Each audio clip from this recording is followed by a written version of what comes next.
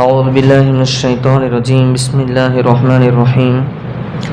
5 நிமிட மதரசா குர்ஆன் ஹதீஸின் வழியில் ஒன்றாவது தலைப்பு இஸ்லாமிய வரலாறு.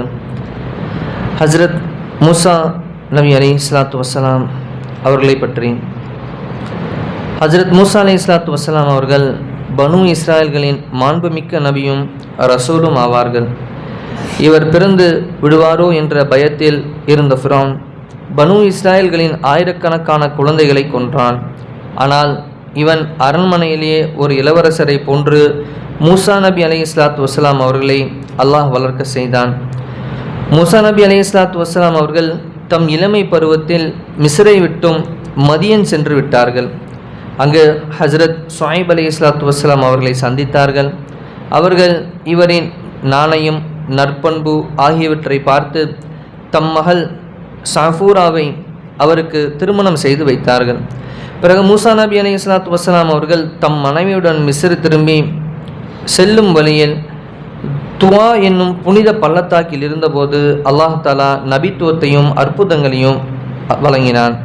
பிறகு மிஸ்ருக்கு சென்று அங்கு கொடுங்கோல் ஆட்சி புரியும் ஃபிரௌன் என்ற அரசனுக்கு ஈமானின் அப்பக்கமாக அழைப்பு கொடுக்குமாறு அல்லாஹ் உத்தரவிட்டான்.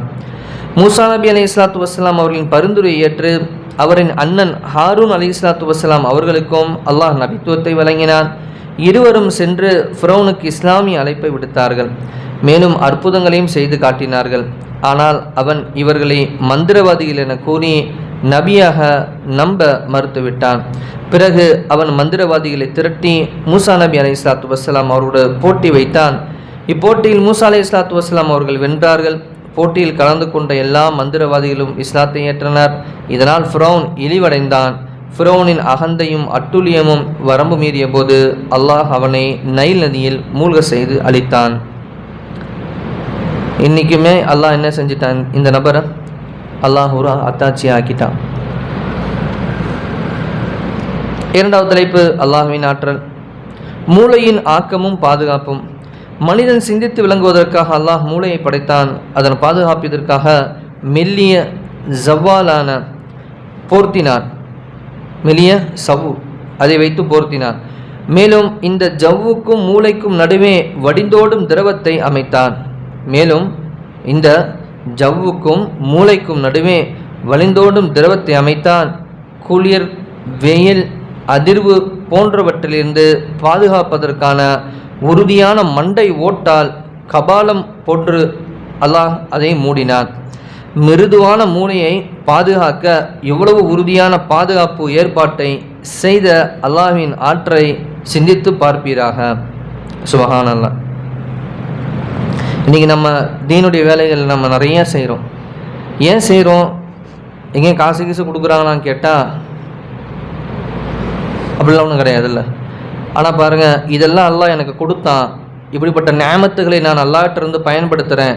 மீண்டும் அந்த ரப்புக்கிட்ட இந்த நியாமத்துக்கெல்லாம் ஒரு நன்றி செலுத்தக்கூடிய அடியானாக மாறுவதற்காக தான் அல்லாஹ் தனக்காக தேர்ந்தெடுத்த இந்த மார்க்கத்தை என்ன செய்கிறேன், சத்தியத்தை மக்கள்கிட்ட உரைக்கக்கூடிய ஒரு நபராக நான் இருக்கிறேன். இவ்வளவு தான் சிம்பிள் கான்செப்ட்.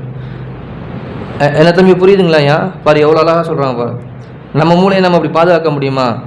மூளையில் ஒரு திரவம் இருக்குது, அது குளிரையும் வெயிலையும் என்ன செய்யுது, அந்த நேரத்துங்களையும் அது நம்மளை ஒரே மாதிரி ஸ்டெபிலிட்டியாக வைக்கிறதுங்கிறதையும் அதிர்வுகளை எந்த ஏற்பட்டாலும் ஸ்டெபிலிட்டியாக வைக்கிறதுக்கையும் இந்த மண்டை ஓடு இவ்வளோ ஸ்ட்ராங்காக எல்லாம் ஆக்கியிருக்காங்க. இது நம்மளை ஏற்படுத்தி கொண்டு தான் இல்லை தானே? அப்போ இந்த நன்றி தான் என்னது, நம்ம ஜமாத்து போகிறது, அல்லாஹ்வின் பக்கம் வாங்க, அல்லாஹ்வின் பக்கம் வாங்கன்னு சொல்கிறது. ஆனால் இதையும் என்ன செய்வாங்க, மனிதர்கள் சிலர் இழிவாக பார்ப்பாங்க. இவங்க என்ன எப்போ பார்த்தாலும் இப்படியே போகிறாங்க, இப்படியே போனால் என்ன பண்ணுறது, யார் பொழைக்கிறது? அல்லாஹ் கொடுத்த நன்றிக்கு எப்போ நியமத்துக்கு அல்லாஹ் நமக்கு அல்லாஹ்வுடைய பாதையில் போனால் தான் அந்த சுக்ரியத்தை நமக்கு. மூன்றாவது தலைப்பு ஒரு ஃபர்லை பற்றி. ஒழுவின்றி தொழுகை இல்லை, தொழாதவருக்கு இஸ்லாத்தில் எவ்வித பங்கும் இல்லை, மேலும் ஒழுவின்றி தொழுகை இல்லை என நபி ஸல்லல்லாஹு அலைஹி வஸல்லம் அவர்கள் கூறினார்கள். நான்காவது தலைப்பு ஒரு சுன்னத்தை பற்றி. சாப்பிடுவதின் சுன்னத்தான முறை. ஒன்றாவது விரிப்பை, அதாவது தஸ்தரை விரித்தல். இரண்டாவது இரு கைகளையும் மணிக்கட்டு வரை கழுவி துடைக்காமல் இருத்தல். மூன்றாவது சாப்பிட தொடங்கும் முன்னுள்ள துஆவை ஓதுவது. நான்காவது சுன்னத்தான முறைப்படி அமர்வது. 5வது வலது கையால் சாப்பிடுவது, 6வது தனக்கு முன்னிருந்து சாப்பிடுவது, 7வது 3 விரல்களால் சாப்பிடுவது, 8வது எதன் மீதும் சாயாமல் சாப்பிடுவது, 9வது உணவை குறை கூறாமல் இருப்பது, 10வது உணவு கீழே விழுந்து விட்டால் எடுத்து சாப்பிடுவது, 11வது அதிக சூடாக சாப்பிடாமல் இருப்பது, 12வது உணவு பாத்திரத்தையும் விரல்களையும் சூப்பி சுத்தமாக சாப்பிடுவது, 13வது சாப்பிட்ட பின் துஆ ஓதுவது, 14வது கைகளை கழுவி வாய் கொப்பளிப்பது.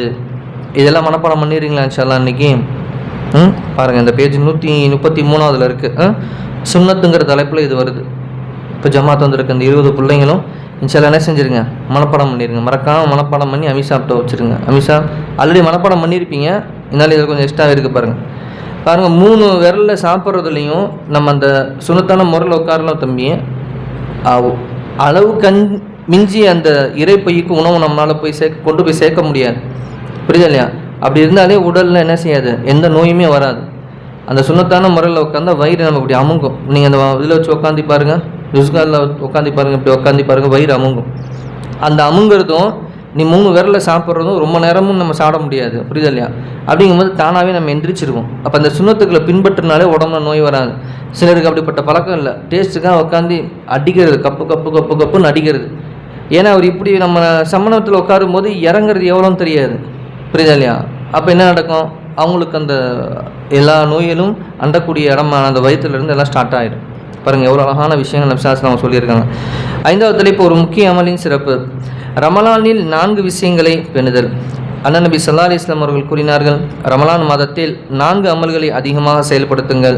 இவை 4இல் 2 விஷயங்களால் அல்லாஹ் திருப்தி அடைகிறான், மற்ற 2 விஷயங்களால் நீங்கள் தேவையற்றவர்களாக இருக்க முடியாது. முந்தைய 2 விஷயங்கள் லா இலாஹ இல்லல்லாஹ் என்ற கலிமாவை கூறிக்கொண்டே இருப்பது. 2வது விஷயம் பாவமன்னிப்பு வேண்டி அல்லாஹ்ட்ட நீங்கள் என்ன செய்து கொள்ளுங்கள், துஆ செய்து கொண்டே இருங்கள், பாவமன்னிப்பு வேண்டிக் கொண்டே இருப்பது. பிந்தைய 2 விஷயங்கள் என்ன, சுவனத்தை அல்லாஹ்ட்ட நம்ம கேட்டுக்கிட்டே இருக்கணும். அதுக்கப்புறம் அடுத்து 2வது விஷயம் நரகத்தை விட்டும் பாதுகாப்பு கோருவது. 6வது தலைப்பு ஒரு பாவத்தை பற்றி. பெரும் பாவம் என்ன? ஒரு மனிதர் அன்னலாரிடம் யார் ரசூலுல்லாஹ், அல்லாஹ்வின் பார்வையில் பெரும் பாவம் யாது என கேட்டார். அதற்கு நபி அவர்கள் கூறினார்கள், உன்னை படைத்த இறைவனுக்கு வேறு ஒருவரை இணையாக்குவது என பகர்ந்தார்கள். அதற்கு அடுத்தபடியான பெரும்பாவம் எது என அம்மனிதர் மீண்டும் வினவினார்.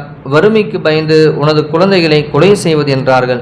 அதற்கு அடுத்தபடியான பெரும்பாவம் எது என அவர் மீண்டும் வினவ, உமது அண்டை விட்டு பெண்மணியுடன் தீய செயல் புரிவது என நபி ஸல்லல்லாஹு அலைஹி வஸல்லம் அவர்கள் பகர்ந்தார்கள். 7வது தலைப்பு உலகத்தை பற்றி.